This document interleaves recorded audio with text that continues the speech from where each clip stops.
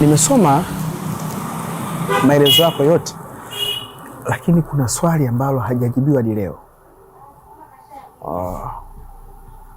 Majira ya saa 2 ulimkuta Linda akiwa amejinyonga.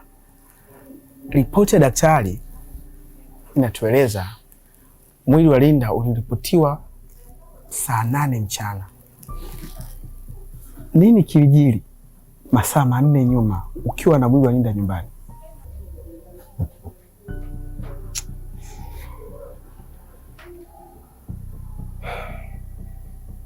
Kijana, unaonekana wewe ni mgeni kazini eh? Ni nani kiongozi wako unayepaswa kwenda kuripoti kwake? Hii faili ilishafutwa miezi 8 nyuma. Kisha wewe leo unakuja na maswali yanayotokana na maumivu ya kifo. Na sio kifo tu, ni kifo cha kufiwa na mke wangu. Unajua maumivu ya kufiwa na mke wewe? Unaweza kuvaa viatu vyangu? Inaonekana hii faili ni kubwa sana, tena hasa kwa mtu kama wewe unaonekana uko free.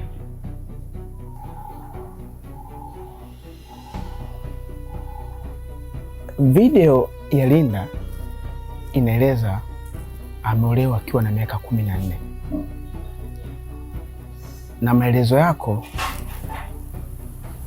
umesema ulimwoa akiwa na miaka 18. Naweza nikapata cheti cha ndoa? Nisikilize kwa makini kijana.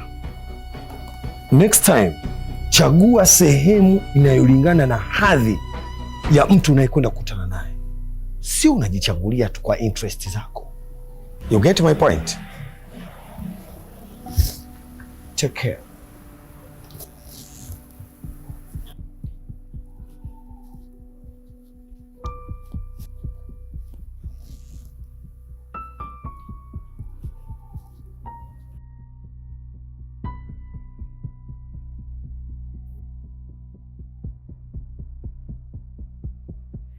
Nimekulipa pesa ambazo ulizokuwa unazitaka.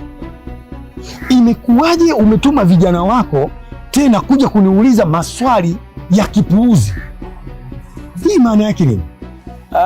Aliyekuja sio miongoni mwa vijana wangu, bali ni mbadala wangu. Mimi kwa sasa hivi nimehamishwa. Jaribu kuongea naye, maana kesi yako ilibainika kuwa imefutwa bila kuwa na mwisho mzuri. Pia wadau wa haki za binadamu wamekuwa na maswali mengi sana, hasa kuhusu ile video na umri wa binti kuolewa. Ongea na wataalamu wako waiondoe ile video mitandaoni kote inakoonekana. Yaani wahakikishe kwamba huko mitandaoni wanaifuta kabisa, haionekani.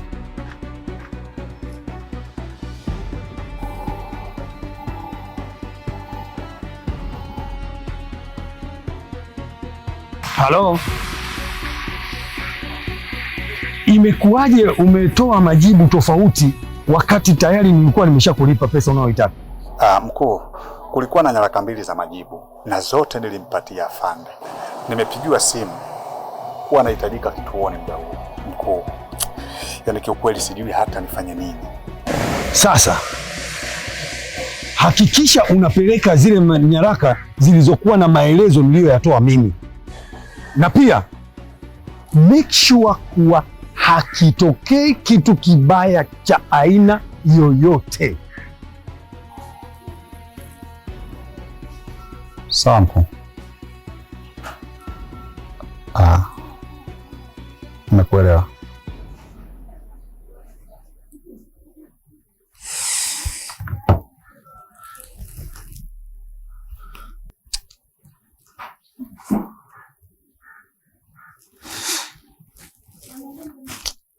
Nadhani nimefanya za kutosha kwa upande wangu.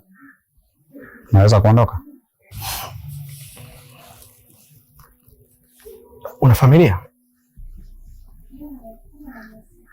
Kama una mtoto wa kike na umetazama video ya Linda, hakikisha unamlinda ili atimize malengo yake.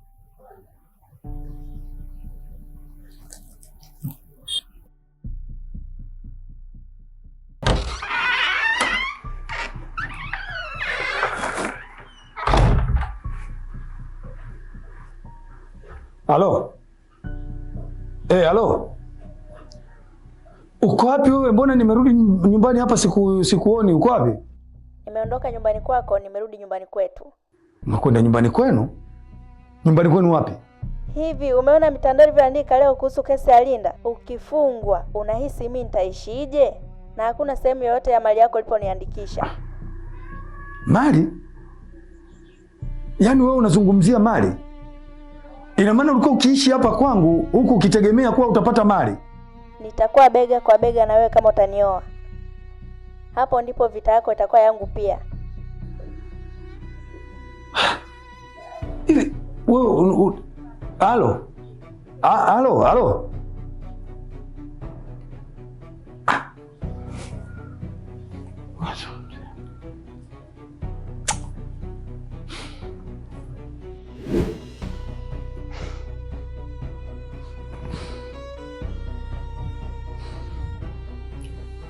Mume wangu, mimi najua unapitia katika wakati mgumu sana kwa sasa, lakini hebu kumbuka hata ile siku ya kwanza kabisa kwenda shule. Haukuwa na mtu yoyote yule ambaye unamfahamu, wala pia haukuwa na rafiki yoyote yule, lakini baada ya muda ukapata marafiki wengi, ukafahamiana na kila mtu, ukashirikiana nao kwenye mambo mengi, na katika hao marafiki ulionao humo pia ukapata na maadui.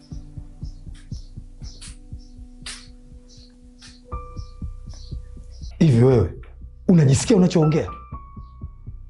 Unajua nimepoteza kiasi gani cha fedha? Licha ya kuwa kwamba wewe cheo chako ni mke, pia huna elimu ya kunishauri. Kwa hiyo sitaki unishauri, niache. Unajua nimepoteza kiasi gani nakuuliza? Ni kweli mume wangu, ni bora ukapoteza pesa kuliko maarifa. Unajua pesa huisha, lakini maarifa huishi milele. Nawe mume wangu, Mungu amekujalia maarifa. Wewe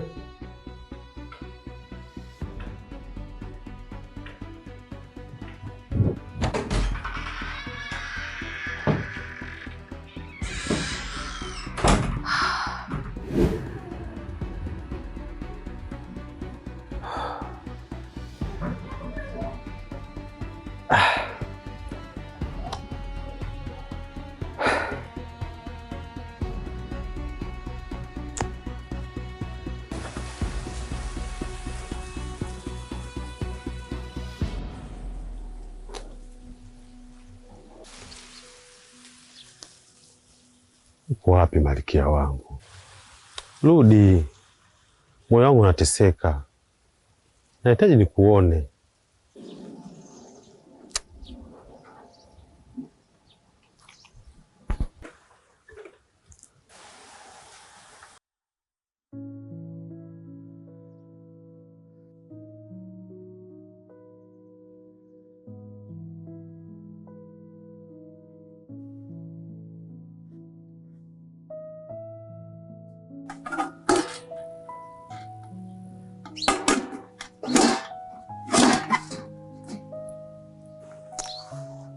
Kwa miaka 7 nilikuwa nikija hapa, lakini leo mlango umefunguliwa.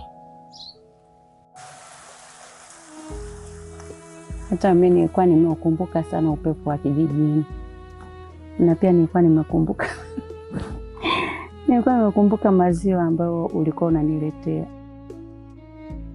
Sasa nitakuwa nakuletea chakula na maziwa kila siku, huku tukifanya mpango upate hali nzuri ya kilimo.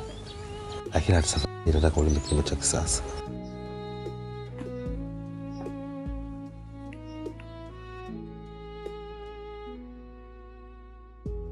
Halo? Huna haya wewe? Haya, kitu gani kinachotuunganisha mimi na wewe mpaka unitafute leo?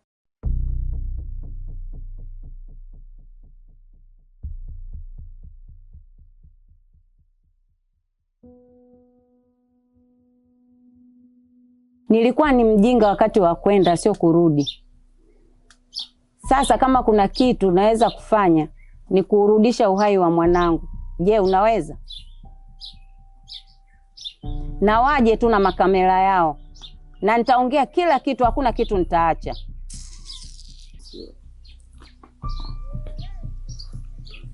Mama Linda, hata sisi tuliziona habari za mwanao mtandaoni, lakini tulishakusamehe. Cha kufanya sasa hivi Mama Linda ni kuyapa maisha yako nafasi ya pili ili uweze kuishi kwa amani. Hata sijui kwa nini niko hai mpaka sasa hivi.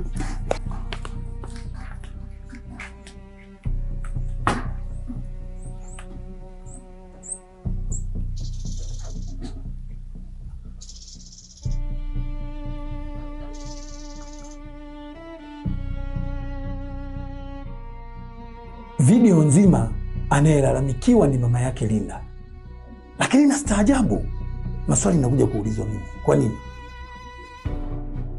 Kwa mujibu wa sheria ya watoto, kuna haki ya msingi ambayo haki hiyo ni elimu. Hakuipata chanzo kikiwa ni ndoa, na katika sheria ya ndoa hairuhusiwi kumuoa mtoto chini ya miaka 18. Sheria hiyo hiyo kifungu namba 17 kinaruhusu binti miaka 17 aolewe kwa idhini ya baba yake mzazi au mama yake mzazi, na ikitokea wote hawapo, wamefariki, basi hapo binti sheria inamlinda kwamba yuko tayari kuolewa, hakuna kipingamizi. Na mimi nimeozeshwa Linda na baba zake wakubwa.